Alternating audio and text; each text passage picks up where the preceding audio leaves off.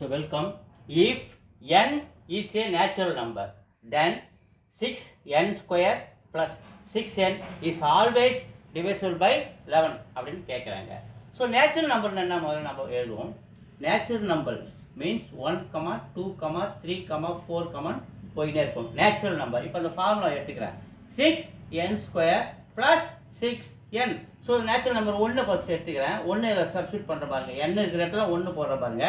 6 into 1 square plus 6 into 1.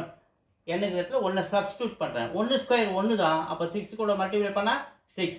சென்டரில் இருக்கிற plus 6 1 6 தான். 6 + 6 ஆன்சர் நமக்கு 12. பாருங்க இந்த 12 பாருங்க.